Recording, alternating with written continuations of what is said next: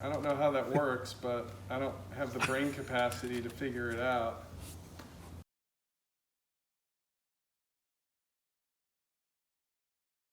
What's up, makers? Welcome back to the channel. My name is Nate Javier, and I am unbelievably excited that you are here with us on this lovely Southern California day. Welcome back to DAMSON, and we're in part 3.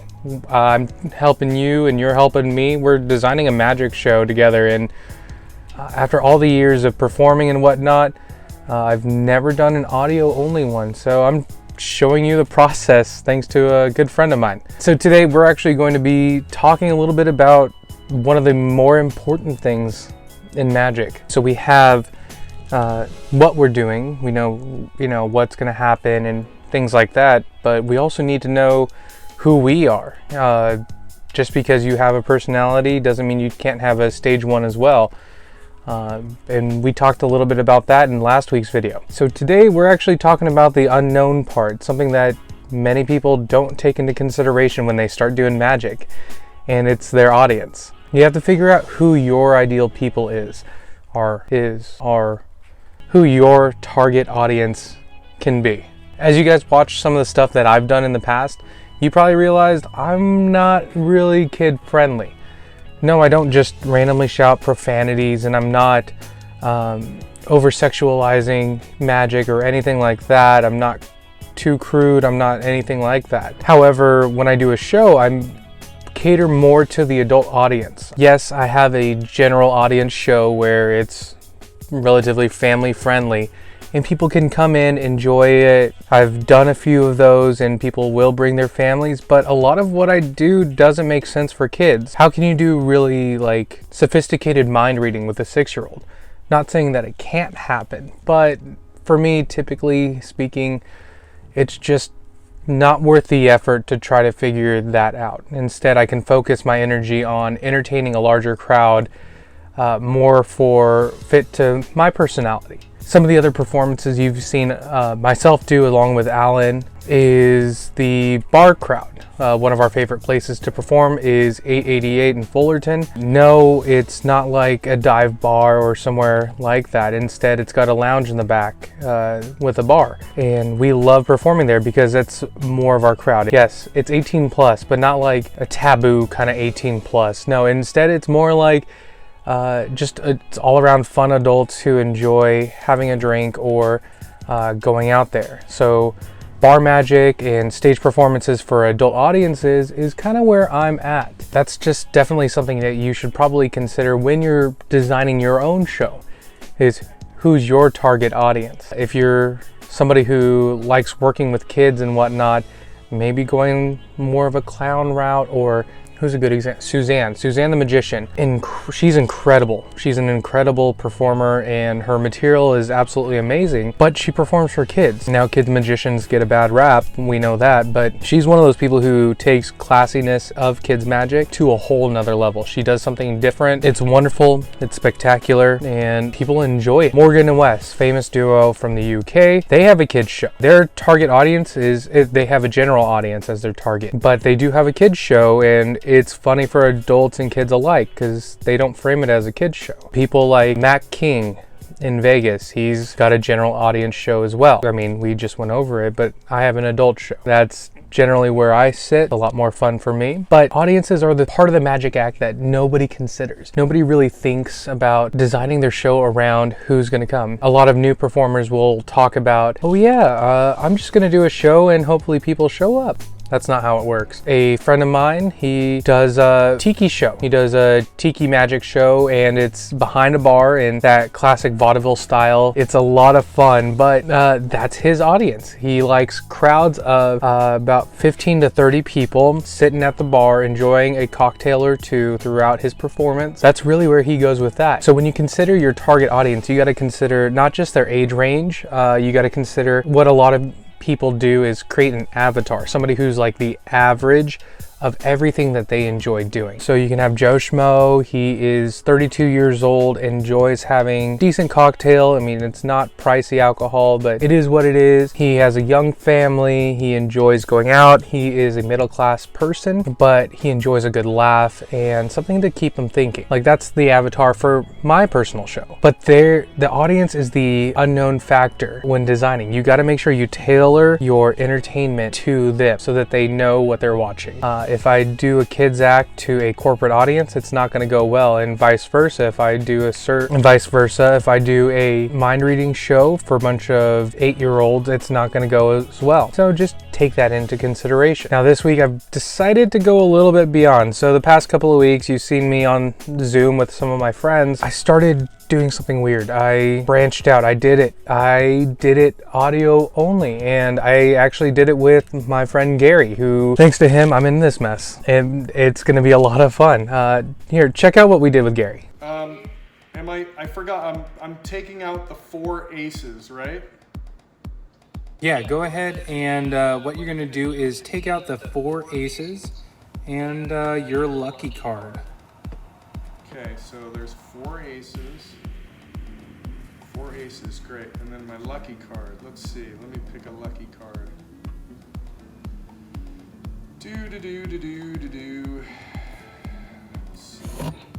Oh, here it is. That one. Okay, so I've got 4 aces and a lucky card, right? Yeah, so what's your lucky card? It's the 8 of clubs. 8 of clubs. Nice. Mine's the 4 of clubs, so hopefully we'll get lucky. So you're going to leave your lucky card face up on the table. Yeah. And next to it, what we're going to do is put a pair of aces. So you can choose either pair of aces. Okay, got that. And then to the other side of your lucky card, go ahead and put another pair. Okay, got it. Sweet. Keeping it nice and decorative. We're going to make sure the rest of the deck is nice and shuffled up. So yeah. I'm just going to shuffle mine.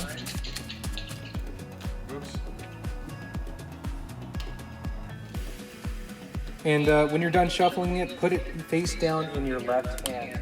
Okay. Sweet. And what we're going to do is you're going to take your lucky card, your 8 of clubs, and you're going to put it face up at the bottom of the deck.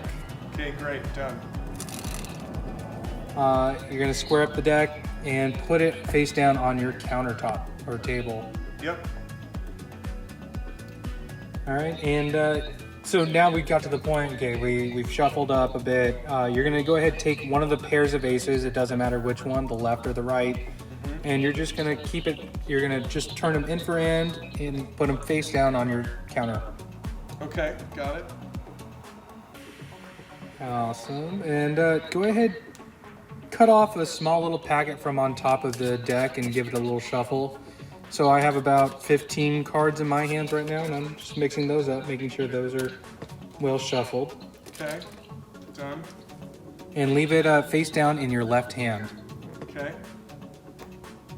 Sweet. And then we're gonna take the face-up pair of aces from on top of the table and put them face down on top of the small packet in your left hand.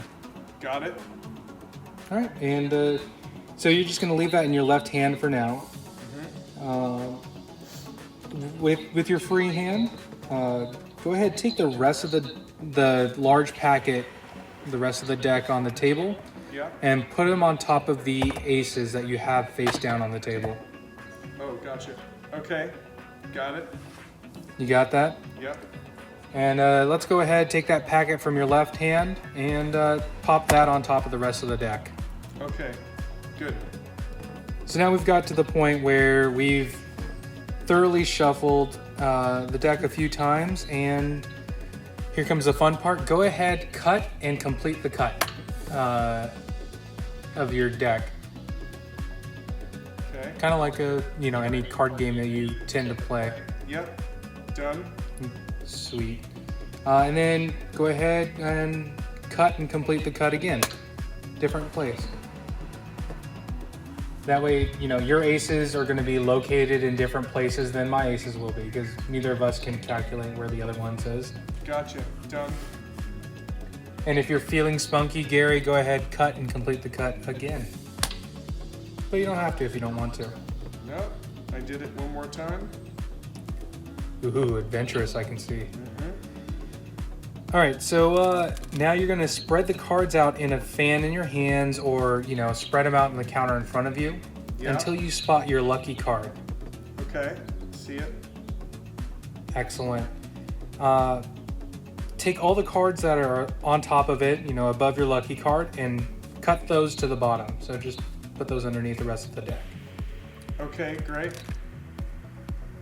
So your lucky card should be on top, is that correct? Yes. Sweet.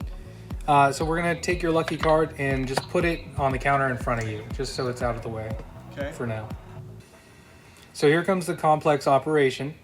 So what we're gonna do is deal the cards one at a time into two piles. First card to the left, second to the right, and then onto the first, and then onto the second, and so on. And then, if you feel up to it, after you've dealt probably 10, 12, 14, 16 cards, something like that, if you want to start dealing in chunks, you are welcome to do that. And you can, whenever you feel like the inner voice says stop, you're welcome to stop. Or if you want to go through the whole thing, go through the whole thing. Nope, that's it. I'm good. Sweet. I have probably about 19-ish cards left over. And you probably have a different amount than me. Probably.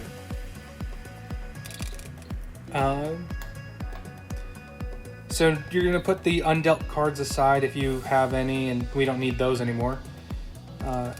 You're going to take one of the two piles, either the left pile or the right, and you're going to go ahead and deal that into two piles itself. So one to the left, one to the right. Wait, hold on 1 second.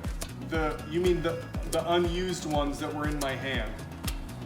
So the unused ones, throw those off to the side. You don't need them anymore. I don't need any of those anymore. So now I have two piles. Okay. So just grab one of those two piles. Yeah. And go ahead and deal that pile into two piles. So one to the left, one to the right, one to the left, one to the right. So you should have now two piles from that single pile. Yep. All right. Have you finished dealing those out? Yes. Sweet. Pick up your other pile, the big pile. Or the bigger pile. And we're going to split that one into two piles as well. So one to the left, one to the right. And you're just going to deal straight through that as you get it done. That one ended evenly for me. I like that. Okay. So you should have four piles in front of you now, right? Yeah. So we've shuffled thoroughly, we've cut, we've mixed up, we've randomized the locations of our cards, and here comes the crucial moment where neither of us are sure where each other's aces are due to the mix-up, but you're going to pick up your lucky card and touch each of the four piles with it. Tick, tick, tick, tick. Got it. I'm going to turn over the top card of one of my packets, and I find an ace. Second packet, another ace. Yep. Third, an ace. Yep. Fourth, an ace. Did you get all four aces? I got all four aces. Yes!